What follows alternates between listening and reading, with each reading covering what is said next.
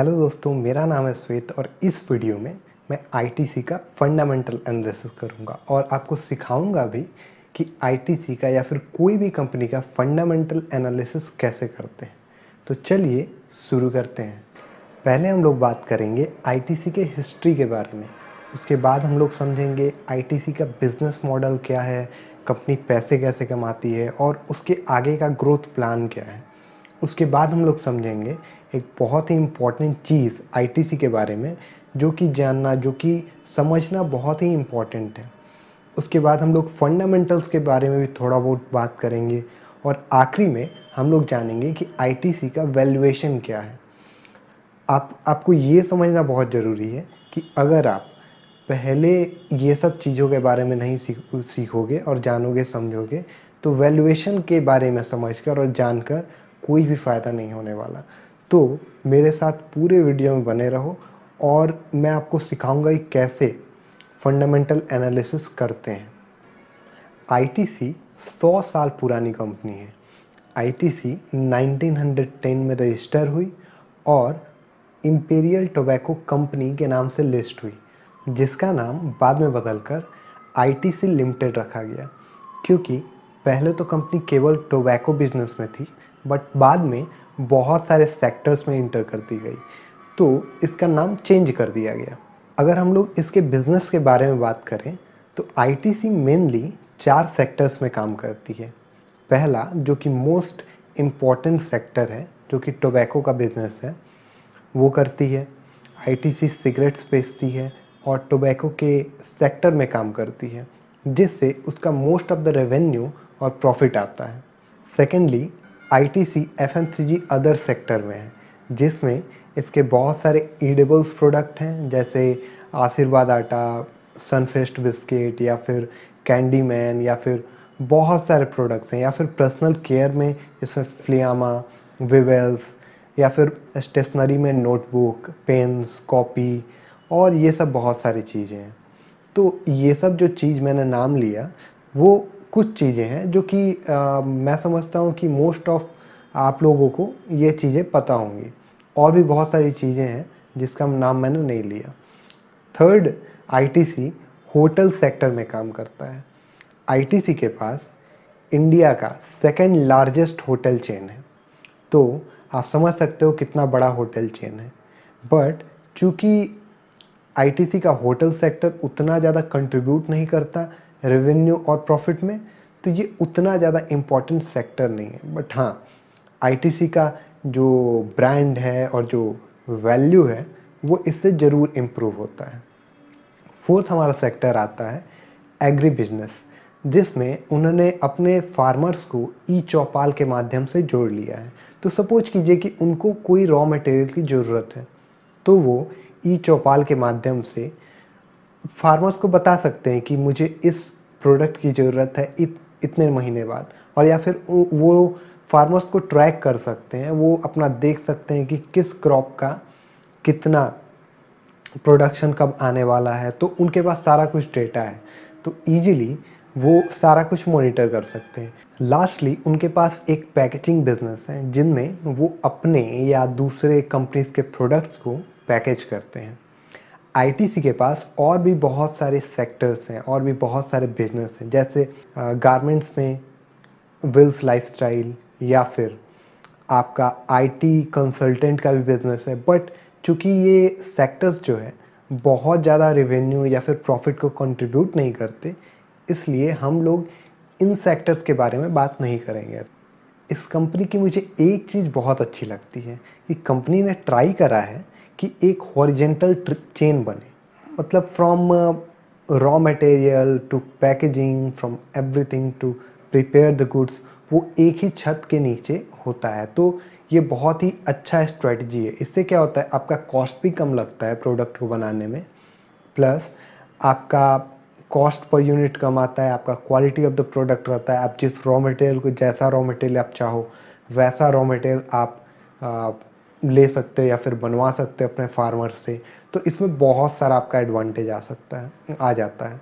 इसलिए आप देखते हो कि जो आईटीसी का जो भी प्रोडक्ट होता है, वो क्लासमेट का प्रोडक्ट हो या फिर वो आशीर्वाद आटा हो या फिर वो सनफिस्ट बिस्किट हो या फिर वो कैंडीमैन हो, वो उनका क्वालिटी बहुत अच्छा होता है। अब हम मैनेजमेंट के बारे में कुछ बात कर लेते हैं। तो मैनेजमेंट के जो की पर्सन हैं उनका नाम है संजीव पुरी। वो कंपनी में 1986 से हैं और वो कंपनी के डायरेक्टर बने 2015 में और वो कंपनी के सीईओ बने 2017 में। और तब से लेकर आज तक, जब से वो कंपनी में है, मतलब कि 1986 से लेकर आज तक, कभी भी संजीव पुरी पर कैसा भी किसी भी तरीके का एलिगेशन नहीं लगा कोई भी इलीगल एक्टिविटी करते हुए। तो ये बहुत ही अच्छा चीज़ है। तो अब हम समझते हैं कि कंपनी इतना ज़्यादा गिरा क्यों, और अगर गिरा तो कैसे फिर संभला। ठीक है, तो उससे पहले हम लोग को ये समझना ज़रूरी है कि अभी भी कंपनी का 80 to 85% प्रॉफिट जो आता है वो सिगरेट सेगमेंट से ही आता है, मतलब टोबैको सेगमेंट। तो कोई भी चेंजेज अगर सिगरेट सेगमेंट में होता है तो वो कंपनी को बहुत ही बुरी तरीके से इम्पैक्ट करेगा, या फिर स्टॉक प्राइस को और in the long run company को। ऑल्दो कंपनी ये ट्राई कर रही है कि जितना जल्दी हो सके कंपनी को डाइवर्स किया जाए, बट वो ना ही इतना आसान है और ना ही इतना जल्दी हो सकता है। बट कंपनी काफ़ी ट्राई कर रही है कि वो चीज़ों को डाइवर्सिफाई कर दे। तो कंपनी के गिरने का दो रीज़न था। पहला रीज़न ये था कि गवर्नमेंट ईयर ऑन ईयर क्या कर रही है कि टोबैको प्रोडक्ट्स पर टैक्सेस को इंक्रीज़ करती जा रही है। तो इससे क्या हुआ था कि कंपनी को एक मार लग रहा था हर एक साल, ठीक है, टैक्सेस इंक्रीज़ होने का। तो हर एक साल क्या कर रही थी कंपनी, प्राइसेस अपने प्रोडक्ट की, अपने सिगरेट्स की बढ़ाते जा रही थी। सेकंड रीज़न ये था कि इस साल कोविड भी आ गया, तो कंपनी को दो तरफा मार पड़ गई। तो जब कोविड आया तो क्या हुआ कि उस समय आपने एक न्यूज़ और सुना होगा कि जो कोविड है वो स्मोकर्स को ज़्यादा अफेक्ट कर रहा है, मतलब जो भी स्मोकर्स हैं उनको कोविड ज़्यादा अफेक्ट कर रहा है। तो कुछ दिन के लिए तो फैक्ट्रीज भी बंद कर दी थी गवर्नमेंट में, और सिगरेट का डिस्ट्रीब्यूशन भी बंद कर दिया गया था। सो इस दो तरफा मार की वजह से कंपनी क्या हुई कि कंपनी ने एक लो देखा 134 के आसपास का मार्च 2020 में। तो इतना लो जाने के बाद फिर कंपनी रिकवर कैसे कर गई, उसके बारे में हम लोग बात करते हैं। तो उस समय जब कंपनी थोड़ा बहुत रिकवर कर गई थी, फिर जब कंपनी गिरने लगी तो मैनेजमेंट ने एक डिसीजन लिया और एक अनाउंसमेंट किया कि वो जो डिविडेंड है वो एटलीस्ट 5% तो देंगे ही देंगे। तो इस डिसीजन को लेने के बाद, इस न्यूज़ के बाहर आने के बाद जो है स्टॉक थोड़ा बहुत संभला और उसके बाद 150 और 200 के बीच में कॉन्सल्ट्रेट होने लगा, और आज के डेट में नियर अबाउट 190 टू 200 के बीच में स्टॉक मूव कर रहा है। तो प्राइसेस कैसे स्टॉक की इंक्रीज़ करती हैं या प्राइसेस कैसे डिक्रीज़ करती हैं स्टॉक की, अगर ये आपको जानना हो तो ऊपर मैंने कार्ड में लिंक डाल दिया है, उसमें आप जाके और ये चीज़ सीख सकते हो। तो चलिए अब हम लोग बात करते हैं कंपनी का फाइनेंशियल पोजीशन कैसा है। तो कंपनी का फाइनेंशियल पोजीशन काफ़ी अच्छा है, काफ़ी हेल्दी है। कंपनी एक कैश रिच कंपनी है, कंपनी के पास कोई डेट नहीं है। कंपनी का आरओसीई जो है वो काफ़ी अच्छा है, ऑल्दो वो डिक्रीज हो रहा है 4 सालों से, बट अब भी काफ़ी अच्छा है। मतलब जो अप्रॉक्सीमेटली जो हम लोग देखते हैं आरओसीई, वो 15 से ज़्यादा होना चाहिए, या फिर 10 से भी ज़्यादा अगर होगा तो थोड़ा बहुत एनालाइज़ करना होगा कंपनी को। बट अगर 15 से ज़्यादा होता है तो एनालाइज करने की ज़रूरत नहीं होता। आईटीसी का आरओसी वो 30 से भी ऊपर है। तो कंपनी काफ़ी हेल्दी पोजीशन में है, डेट कोई नहीं है, आरओसी काफ़ी अच्छा है, कंपनी के पास कैश भी है। बट एक प्रॉब्लम जिसकी वजह से टैक्सेस इम्प्रूव करते जा रही है गवर्नमेंट, उसकी वजह से कंपनी क्या हो रहा है, बहुत ही स्ट्रगल फेस कर रहा है। तो इन शॉर्ट कंपनी फाइनेंशियली बहुत ज़्यादा हेल्दी है। तो अब हम लोग एक और कॉन्सेप्ट के बारे में बात करेंगे जिसका समझना बहुत ही इम्पॉर्टेंट है, और कंपनी का प्रॉफिट भी ईयर ऑन ईयर इम्प्रूव हो रहा है। ऑल्दो रेवेन्यू डिक्रीज़ हुआ है फ्यू ईयर्स में, बट जो प्रॉफिट है वो ईयर ऑन ईयर इम्प्रूव ही हो रहा है, ऑल्दो बहुत स्लो है। मैं उसका रीज़न भी आपको अभी समझ में आ जाएगा क्यों स्लो है।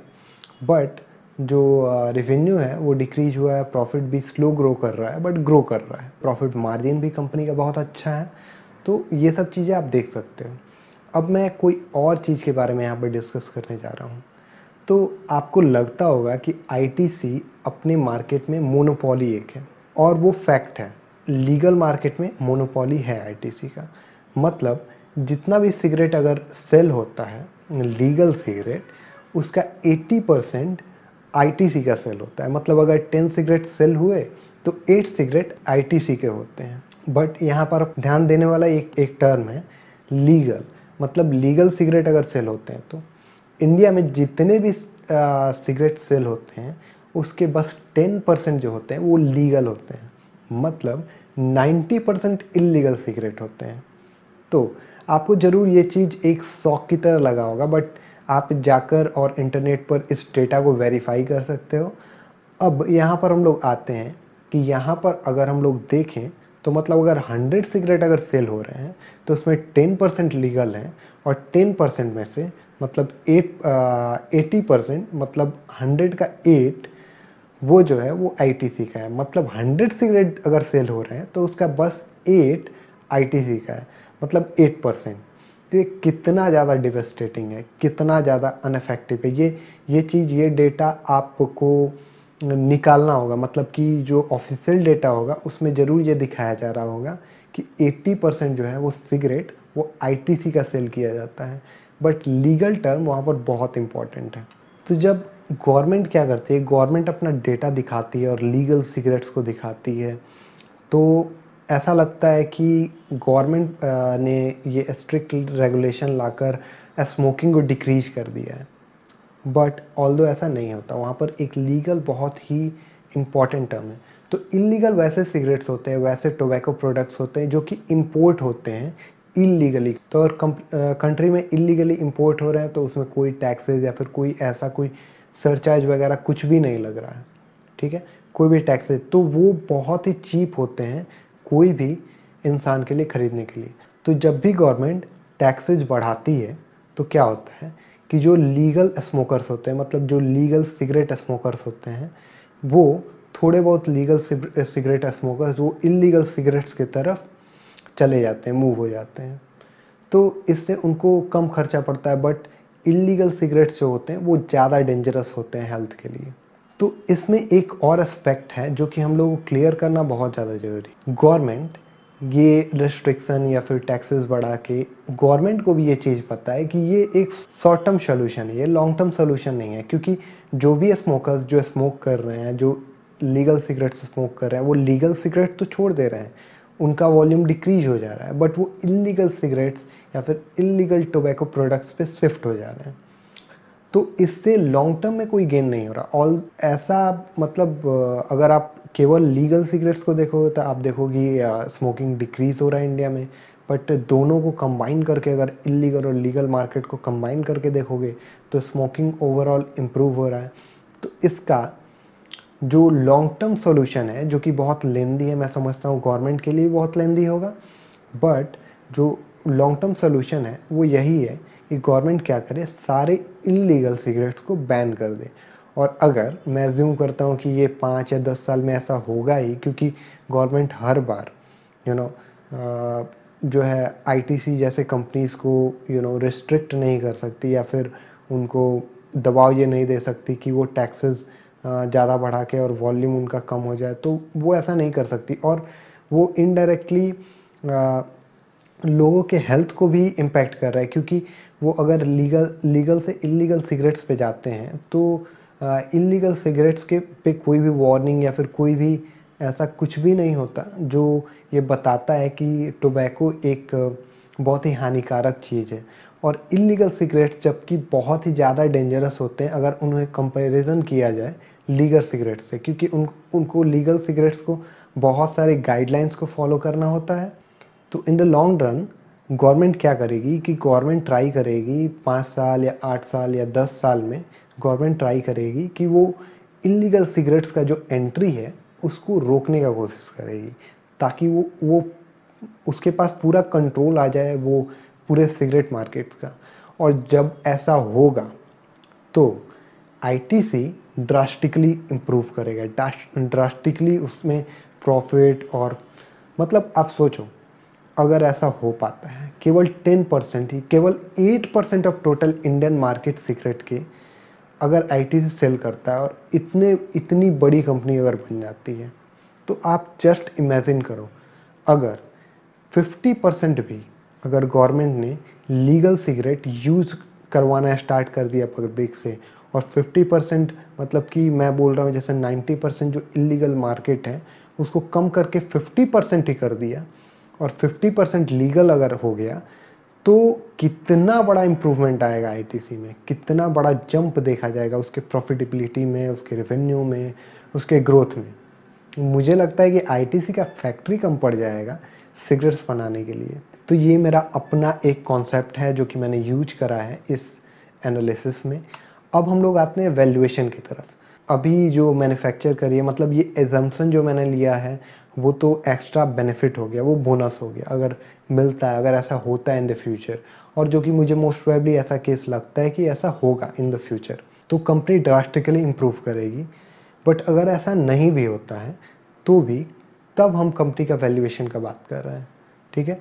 तो मुझे लगता है कि अभी थोड़ा सा महंगा है आईटीसी, ऑल्दो बहुत ज़्यादा महंगा नहीं है, बिकॉज इसने बहुत सारे फॉर्म्स को एक्वायर भी किया है, जैसे कि सनराइज के मसाले को एक्वायर किया कुछ दिन पहले, या फिर बहुत सारी चीज़ों को एक्वायर किया, फ्रोजन फूड के सेक्टर में भी जा रहा है आईटीसी, और भी बहुत सारे डेयरी प्रोडक्ट्स भी ला रहा है। तो जैसे जैसे ये सारी चीज़ें प्रॉफिटेबिलिटी में आएंगी, सारी चीज़ें अकाउंट्स में दिखनी स्टार्ट होंगी, सारी चीज़ें जब दिखेंगी तो इसका जो इंट्रिंसिक वैल्यू है वो और इंक्रीज हो जाएगा। बट अभी अगर हम लोग बात करें तो अभी थोड़ा सा महंगा है आईटीसी, अभी वेट करना चाहिए थोड़ा सस्ता होने का। ऑल्दो हुआ था कुछ दिन पहले कुछ सस्ता, बट अभी फिर अगर जिसको भी खरीदना वो थोड़ा सा वेट अगर कर ले तो ज़्यादा सही रहेगा। लाइक कीजिए इस वीडियो को अगर ये वीडियो आपको अच्छी लगी, सब्सक्राइब कीजिए इस चैनल को अगर आप हर हफ्ते कुछ नया सीखना चाहते हैं स्टॉक मार्केट के बारे में।